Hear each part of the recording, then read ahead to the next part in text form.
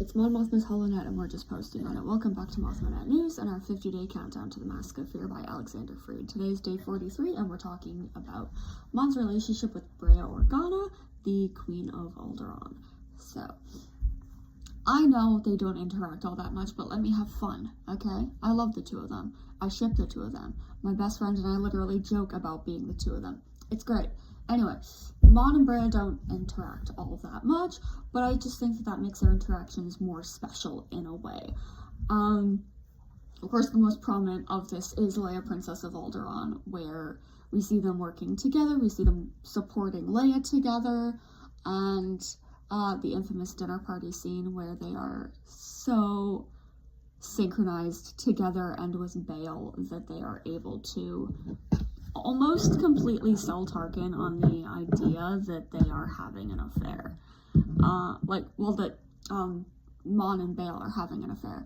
It is, still so hilarious to me that they're able to pull that off. But even outside of, their regular interactions, I like to think that during Assassin, in the Clone Wars episode, they were spending time together when Mon just disappeared. Because she was there when they arrived on Alderaan, and then they bring Padme to her room, and then after that, Mon kind of vanished. I like to think that she was hanging out with Breha. You know. And who's to stop me from thinking that? No one. No one at all. But also, the way that Mon thinks about Breha and talks about Breha after her death, in The Princess and the Scoundrel, I think that is so special, because yeah, usually she's brought up in connection with Bail, and it's we know that Mon is close to Bail, we know that she'd talk about him, but she doesn't forget about Breha either. So I do think that they are very good friends, probably closer than a lot of people would think that they are, and I think maybe only Bail knows the depths of their friendship and how well they get along with each other.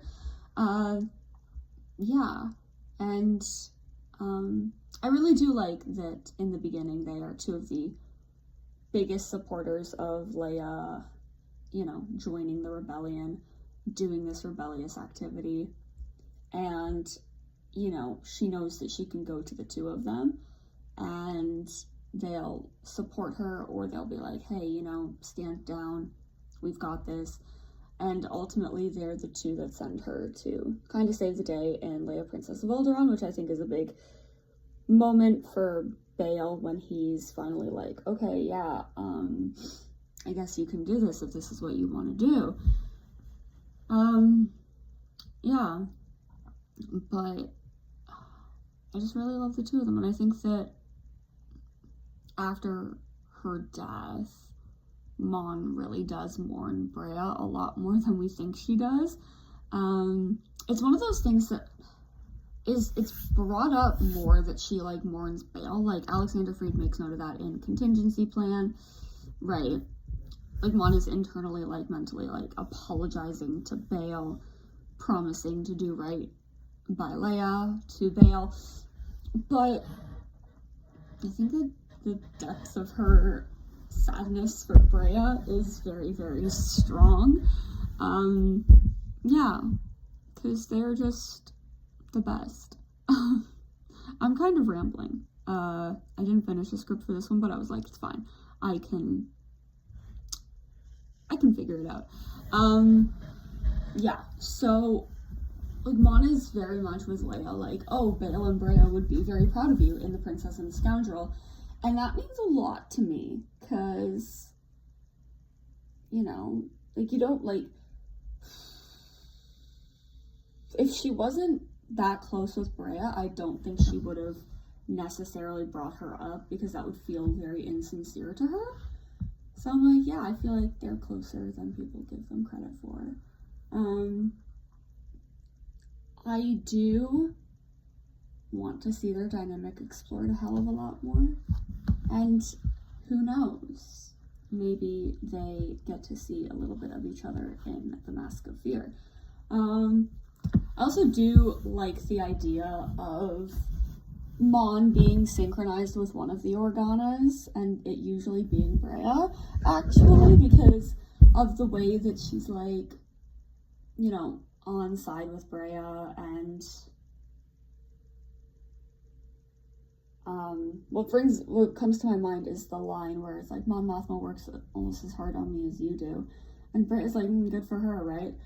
I've always loved that bit, because it could be read as Breha being slightly jealous, but of course she's not. But it's like, okay, yeah, so you've got me and one of your closest friends both trying to tell you some shit, and you're barely listening, and you're not even thinking about it. Cool. And I love Bail, but sometimes he can be a little bit much. And that's not a bad thing. I like that in a man. I love Bail Organa. This isn't me trying to be like, oh, I don't like him, or, oh, like, you know, he could blah. No. I wouldn't change a single thing about him. But he is a man with a very strong personality and very strong beliefs. And I feel like when you're friends with someone like this is coming from somebody who is a very strong personality, has very strong beliefs. Being friends with people like that can often be very, like, you need someone to just look at and be like, I know, right?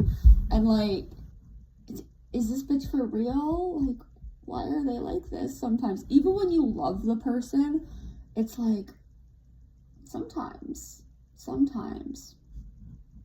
you go a little bit crazy. And that's not a bad thing. It's just completely normal for them. And I think that Mon and Breha give each other the opportunity to feel that way about Bail, because they can look at him and be like, is he seriously doing the things that he's doing right now? And of course you've got Breha who's in love with him, and she's like, well, he's just like that. And Mon's like, I know, he's like that. Of course he's like that. And they don't love him any less for it. That is their friend. That is the man that they love in one way or another. And I think it's the greatest thing in the world to watch these women be like,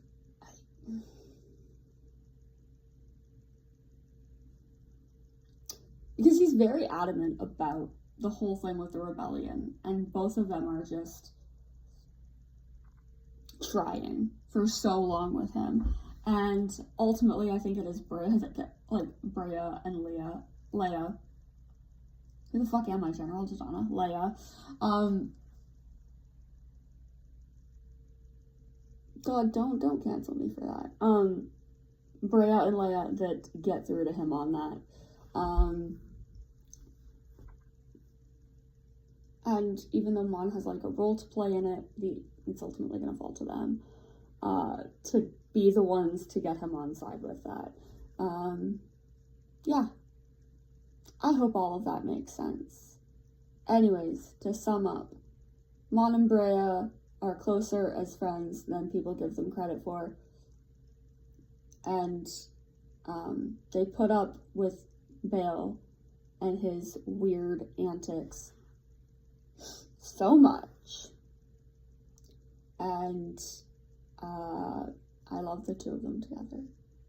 And just because they don't interact as much on the page or on the screen doesn't mean that I love them any less. 5, it is pronounced Leia.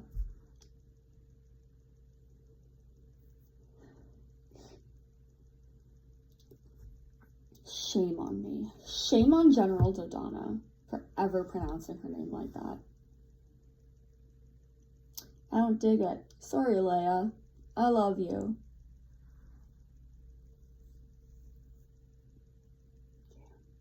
At least I only did it once. It's not like a fucking habit thing. Moving on, okay? Yeah, this is a little bit of a shorter video because, admittedly, I just woke up. I never finished a script, and I have to go to work. So, Couple housekeeping things before I go. Again, please reach out if you're in need of a Friday badge for Celebration in Japan. My friend still has those available. 2, my Mon Mothma panel, still on Friday the 18th of April from 4 to 5 on the fan stage. It's called Senator Rebel Chancellor, who is Mon Mothma. It's probably the only Mon Mothma panel running that weekend. If it's not, I'm going to be very angry, and I will speak to a manager. I'll go to the other Mon Mothma panel, and I'll make notes about how mine is better. 3. No, still 2. 2A. I'm very excited to present it to everyone who is able to make it. 2B. If you're not able to make it, one of my darling friends will be recording it, and I'll be posting it to YouTube right here. 4. Tomorrow is day 44. And it'll be like a week away, which is insane to think about. And we're going to talk about Mon Mothma's relationship with Tay Kolma. I will get a script done, because otherwise I will incoherently ramble for like 45 minutes.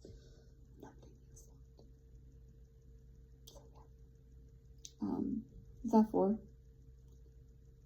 5. If you like these and would like to be kept updated on the Mothmanet and what will be coming after this countdown, please like this video, subscribe to the channel. 6. If you'd like to connect with us on socials, you can find us at Mothma Updates on most platforms. Blue Sky I post on most often. Sometimes I do a little TikTok. Number 7. Thank you.